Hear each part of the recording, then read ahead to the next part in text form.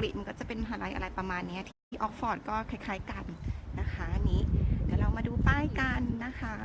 ว่าเขาเขียนอะไรกันบ้างนะคะ King College นะคะ Chapel นะ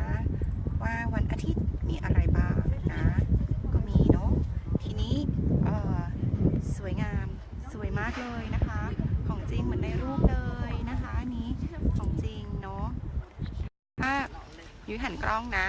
คือจริงแล้วเนี่ยนะคะถามว่ามหาวิทยาลัยดังๆขนาดนี้นะคะแบบใครๆก็อยากจะเข้าแต่ว่าในแง่ของแบบขอยืนที่ป้ายด้วยแล้วกันนะพิงอะไรเงี้ยนะสบายทีนี้นะคะแบบมหาลัยดังขนาดนี้นะคะเขาอาจจะแบบรับนักเรียนที่แบบมีแบบได้เกรดดีๆแล้วก็เป็นนักเรียนที่เรียนเก่งมีคุณภาพนะคะภาษาดีอะไรเงี้ยนะคะแต่มันไม่ได้หมายความว่าน้องจะเข้าไม่ได้นะคะถ้าเกิดคนไหนเนี้ยแบบอยากจะสมัครหรือว่าต้องสอบนะคะพวกผลภาษาอังกฤษ IELTS TOEFL หรืออะไรเงี้ย GMAT แล้วแต่คณะแต่ว่าส่วนใหญ่ก็จะไม่ได้ต้อง require GMAT แหละนะคะครูพูดไปแบบประมาณว่าแบบมันเผลอไปอะไรเงี้ยนะคะก็จริงๆแล้วเนี่ยตัว King's College เองเนี่ยก็มีหลายคณะเองนะคะจริงๆแล้วเนี่ยครูก็ยกตัวอย่างเช่น psychology nursing medicine พวกหมอพวก nursing medicine นะแบบเป็นแล้วก็เป็นพวก management หรือว่าจะเรียนภาษานะคะเป็นแบบเป็นถ้าสมมติว่าหนูอยากจะเรียนแบบพวกภาษาที่นี่ที่ King's College เนี่ยก็มีด้วยนะคะนอกจากนี้ก็จะมีแบบพวกวิศวะนะคะวิศวะแล้วแบบคณะต่างๆเยอะมากครูจำไม่ได้ มันเยอะมากนะคะครูยุ้ยก็นึกออกได้เท่านี้นะคะก็เดี๋ยวไงก็เดี๋ยวครูยุ้ยพาทัวร์แล้วกันเดินรอบๆก่อนครูประทับใจนะมันสวยดีนะคะเนาะอันนี้นี่เห็นไหมข้างหลังนะคะเนาะก็เป็นแบบเป็นมหาลัยชื่อดังของที่นี่นี่หมวกเคมบริดจ์นะคะครูแบบขอแบบถ้าเกิดน้องๆเนี่ยแบบคือความรู้สึกครูนะเวลาแบบไปเมืองนอกเนี้ยหนูก็แบบไปท่องเที่ยวแล้วก็แบบเรียนสมมติว่าหนูมาเรียนที่มหาลัยในเมืองนอกเนี้ยหนูก็เอนจอยชีวิตแล้วก็แบบไปเที่ยวได้เนาะอันนี้นะคะก็จะมีพวกสมมุติว่าหนูเนี่ยแบบสำหรับคนพิการนะคะมีวิวแชร์นู่นนี่อะไรก็ว่าไปครูเดินรอบๆก่อนแล้วค่อยเข้าไปเพราะในนี้ก็จะมีแบบเยอะมากเลยนะคะก็สามารถเที่ยวได้ทั้งวันแหละจริงๆแล้วก็ใช้เวลาได้เป็นแบบ3 ชั่วโมงในที่มหาวิทยาลัยได้เลยนะคะแต่ถามว่าไม่งั้นเนี่ยเราจะอดเที่ยวอย่างอื่นนะแต่ว่าครูอยากจะใช้เวลากับที่นี่ค่อนข้างมากเพราะว่าครูชอบเป็นการส่วนตัวนะคะที่ King's College ที่นี่แบบประทับใจแล้วแบบมีชื่อเสียงมาติดอันดับโลกแบบมานานมากแล้วแล้วก็เป็นอันดับ1อะไรเงี้ยครูอยากจะแบบมาเดินเล่นที่นี่อะไรเงี้ยไม่เข้าไม่ได้ก็ขอมาเดินแล้วกันอะไรเงี้ยนะจ๊ะเนาะสวยนะมองไปทางไหนก็สวยเห็นหญ้าไหมเขียวชอุ่มเขียวมากเขาบอกเดี๋ยวให้ดูหญ้านะหญ้าสีเขียวมากเดี๋ยวครูหันกล้องให้ดูนะหญ้าเขียวมากหญ้าสีเขียวเห็นไหมสวยเนาะประมาณว่าแบบเหมือนในภาพถ่ายเลยหนูเห็นเนาะแบบประมาณว่าแบบหญ้าเขียวมากที่นี่เห็นไหมแบบสวยนะคะข้างในเดี๋ยวก็จะมีอีกนะคะเดี๋ยวตามครูยุ้ยมานะคะเดินไปด้วยกันแล้วกันนะคะอันนี้เนาะสวยเห็นไหมมองไปทางไหนก็สวยเหมือนวิวแบบนะสวยเนาะใครคิดว่าสวยกดไลค์กดแชร์เลยนะตามสไตล์เนาะประมาณว่ากดไลค์กดแชร์อะไรรัวๆเนาะ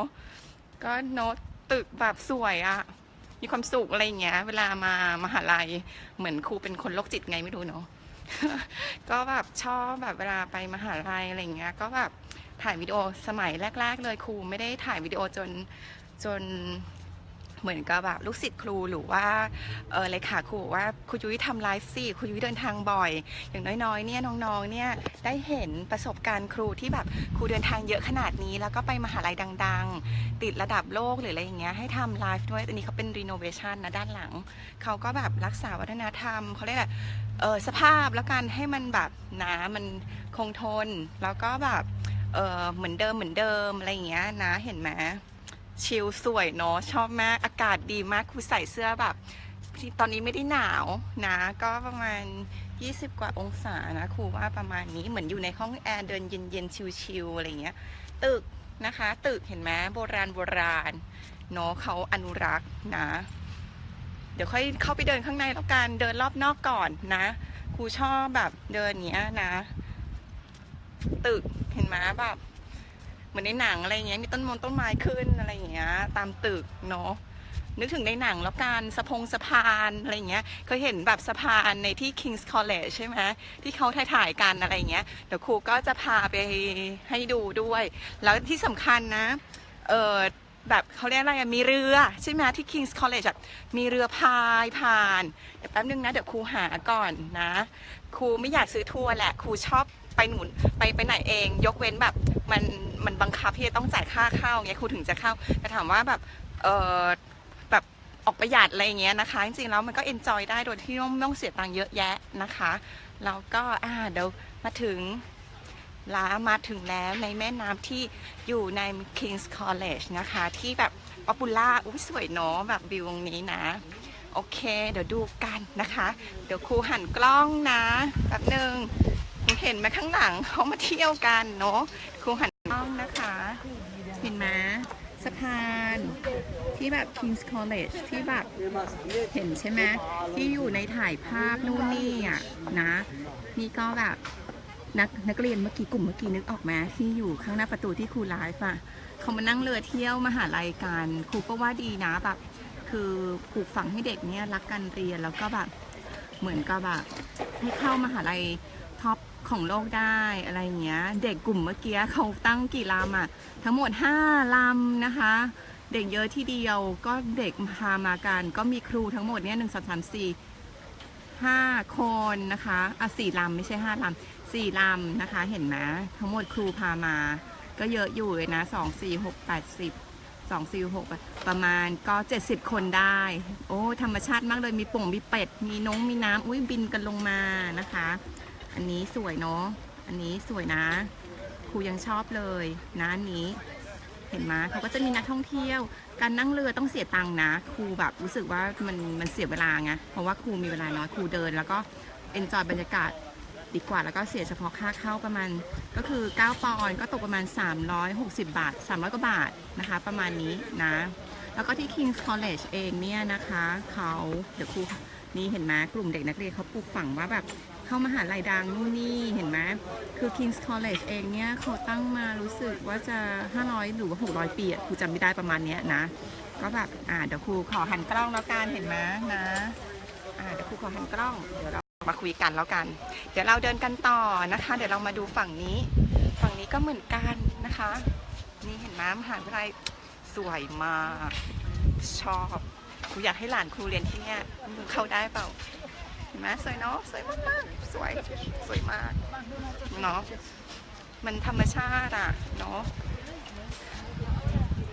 จริงๆการเรียนเนี่ยนะคะมันควรจะแบบมีการวางแผนนะคะว่าแบบชีวิตเราเนี่ยจะเรียนอะไรทำงานอะไรชอบอะไรนะคะไม่ได้แบบคือถ้าเกิดหนูไม่ได้แบบวางแผนนะคือครูว่ามันไม่ค่อยเวิร์กนะเราควรจะวางแผนนะคะเพราะว่าเราเรียนเพื่อทำงานเราไม่ใช่เพื่อเราอาชีพเรียนหนังสือใช่ไหมคือโอเคน้อยคนที่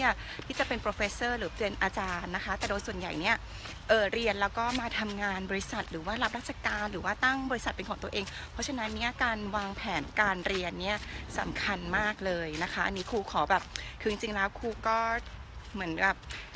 ถามคนนู้นคนนี้ว่าดูวิวไปด้วยแล้วกันนะคะในมหาลัยแล้วฟังครูไปด้วยก็จะมีแบบโปรแกรมพว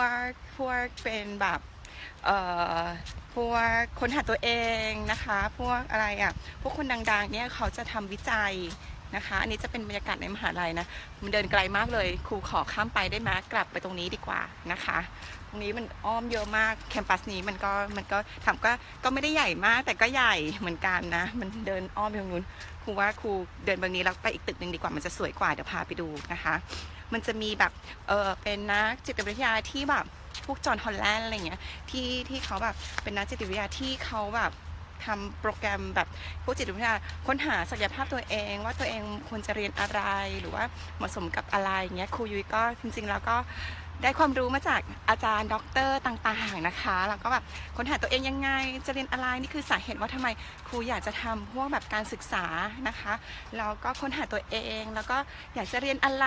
เรียนที่ไหนในโลกที่ดังแล้วก็ดีแล้วก็มีฝึกงานอะไรอย่างเงี้ยนะคะก็แบบเป็นปณิธานของครูยุ้ยเป็นอีกข้อหนึ่งแล้วกันนะครูยุ้ยก็แบบทำไปด้วย enjoy ชีวิตไปด้วยแล้วก็แบบพาน้องๆเนี่ยมามหาวิทยาลัยข้างหลังสวยเนาะเห็นไหมเห็นครูไหมข้างหลังเนาะเดี๋ยวครูหันกล้องนะคะเห็นไหมสวยเนาะข้างหลังสวยมากเลยนะเดี๋ยวครูขอหันกล้องนะตรงวิวตรงนี้มันสวยแหละนะคะเดี๋ยวแป๊บนึงนะคะเดี๋ยวครูขอหันกล้องเนาะสวยเนาะมันเป็นวิวแบบธรรมชาติดีอะเห็นไหมเนาะเห็นไหมมีเรือด้วยนะเดี๋ยวครูจะเดินไปตึกทางฝั่งนู้นนะคะเขาจะมีชาเพลอะไรต่างๆวันนี้ก็เป็นวันอาทิตย์ด้วยนะคะขนาดวันอาทิตย์คนยังเยอะเลยนะคะเพราะว่าทำไมครูต้องมาเสาร์อาทิตย์เพราะว่าครูต้องประชุมวันธรรมดานะคะวันประชุมครูต้องทำงานหนักมากทำทั้งวันแล้วก็ประชุมทั้งวันแล้วก็จะหาข้อมูลทุนแล้วก็ข้อมูลเรียนต่อที่ประเทศอังกฤษฝากน้องๆด้วยแล้วก็เขาก็จะมีการทำงานที่ประเทศอังกฤษน้องคนไหนอยากทำงานที่นี่นะคะจะต้องทำยังไงบ้างตอนนี้ครูก็จะมาเก็บความรู้ให้เยอะที่สุดนะคะตอนนี้ครูทำไลฟ์เป็นของตัวเองแล้วแต่ก่อนไม่เคยทำนะคะก็เลยอยากจะฝากโครงการดีๆกับน้องๆนะคะเป็นอ้อมอกอ้อมใจแล้วกันนะคะนี้นะกดไลค์ครูเต็มเลยขอบคุณค่ะ